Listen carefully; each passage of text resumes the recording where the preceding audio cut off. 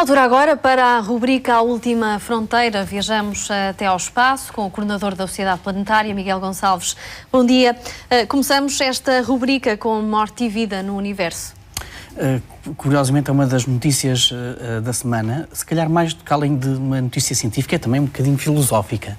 Ora, a questão da origem da vida na Terra tem sido um dos grandes mistérios também da ciência para tentar descobrir como é que apareceu, como é que evoluiu a vida na Terra e ao longo da história da humanidade apareceram todo um conjunto de ideias e teorias, umas mais esotéricas do que outras, a tentar explicar o que de facto era a vida.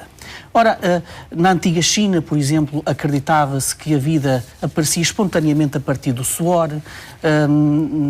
Há textos sagrados que diziam também que a vida podia aparecer de canas de bambu.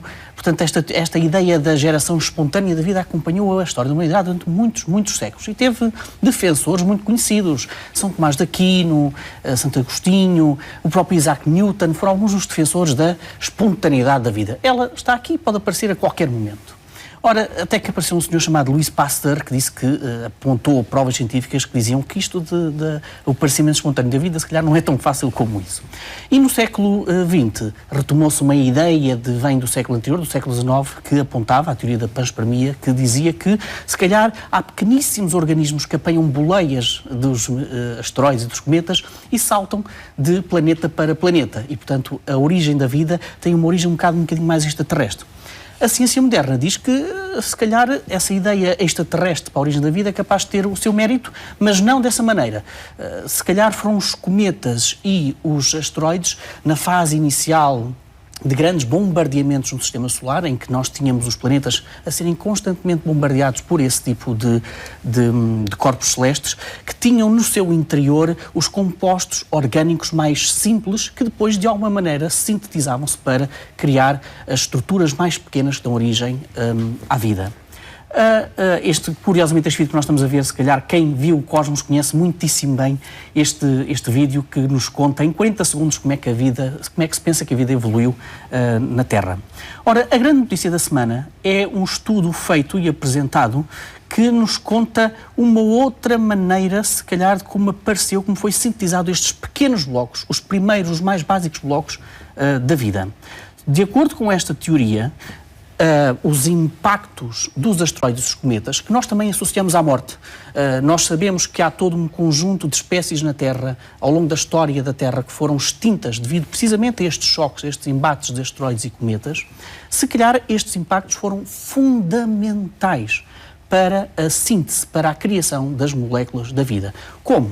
Ora, astrónomos, cientistas do Reino Unido e dos Estados Unidos fizeram uma experiência interessantíssima, que foi recriar o impacto, precisamente, de um asteroide ou de um cometa com a Terra.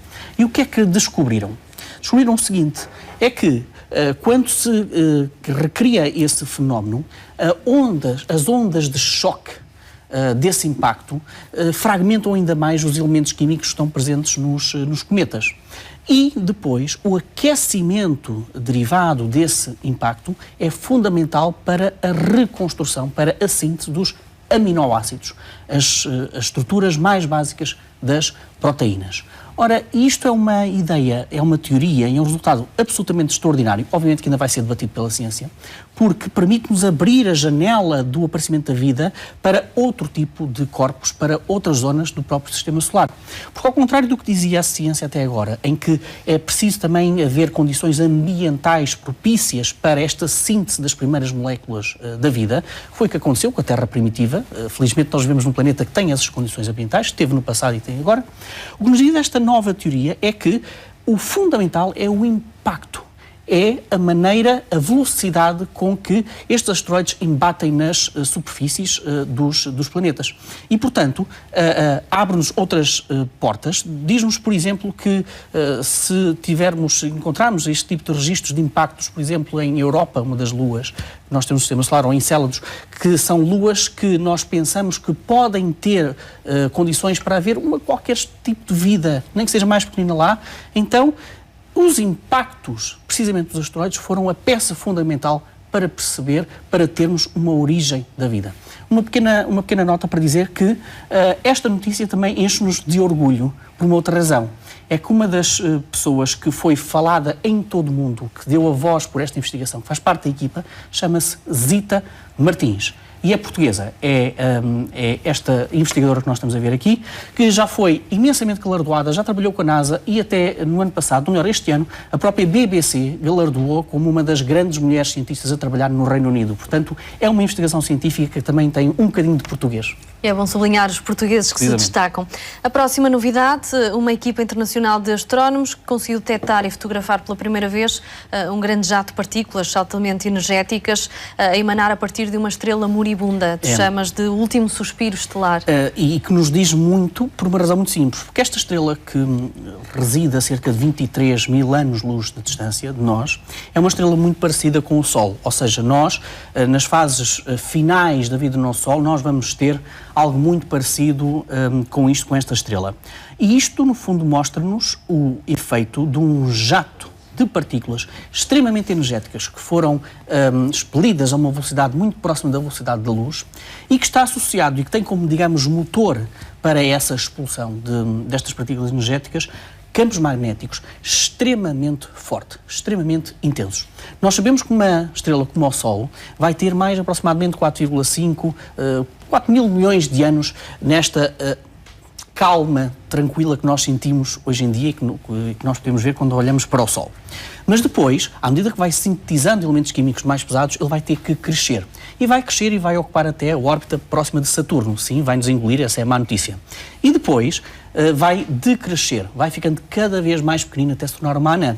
O que esta imagem, que é a primeira vez que nós temos uma imagem em raio-x deste fenómeno, que os astrónomos acreditam que quando a estrela decresce, de alguma maneira o campo magnético da estrela fica um bocadinho baralhado e então torna-se de facto o motor para estes jatos que anunciam aquela fase mais bonita esteticamente da vida da estrela, que é a criação da nebulosa planetária, que nós já trouxemos aqui várias vezes. E pelos vistos, estes jatos são os principais atores, digamos assim, para a formação da nebulosa planetária, da simetria da nebulosa planetária. O que nós estamos agora aqui a ver são algumas imagens dessas famosas nebulosas planetárias que, curiosamente, quando foram vistas pela primeira vez, pareciam planetas, e daí esse termo nebulosas planetárias. Mas não, correspondem à fase final da vida de uma estrela como o nosso Sol. E, de facto, esta é a notícia da semana, uma das notícias da semana, que pela primeira vez encontramos o jato que dá a forma destas belíssimas nebulosas planetárias, que são, no fundo, as camadas mais exteriores de uma estrela como o nosso Sol, que na fase final são ejetadas para o espaço. Miguel, e na sugestão da semana temos o fotógrafo, quando o fotógrafo torna-se fotografado. É verdade, é se calhar quase uma notícia paparazzi espacial, digamos assim. Quando no início da década de 90 a Voyager 1 voltou as suas câmaras, as suas objetivas para a Terra, tirou a famosa fotografia da Terra, o ponto azul claro. Na altura estava a cerca de 6 mil milhões de quilómetros. Ora, este pontinho azul que nós estamos a ver é um pontinho azul que, na onda de rádio, isto é uma imagem de rádio, na onda do rádio, isto tem uma potência de aproximadamente 23 watts. Isto é, digamos, o emissor principal da Voyager 1, na onda de rádio. São 23 watts, que corresponde mais ou menos à potência de um rádio de um carro de polícia. Se levarmos isto para o campo do visível, isto corresponde mais ou menos à potência, àquela luz que nós vemos de uma lâmpada de frigorífico, que nós vemos que se abre quando nós abrimos o frigorífico. E, portanto, isto é a Voyager 1, são os 23 watts da Voyager 1, capturados por radioscópios da Terra e a uma distância de 19 mil milhões de quilómetros. Foi uma imagem tornada pública na semana passada. E, de facto, é precisamente aquilo que tu referiste há bocado. É quando o fotógrafo, que Voyager 1 também já nos fotografou, torna-se o objeto fotografado. Curiosamente, isto impressiona, de facto, porque estamos a falar de um objeto que, para nós, à nossa escala, é muito pouco brilhante, seja no rádio, seja no visível. Porém, para os telescópios modernos, curiosamente, isto é um autêntico farol. É extremamente brilhante. Ganha uma outra dimensão. É uma extremamente brilhante. Miguel, muito obrigada. Até ao próximo fim de semana.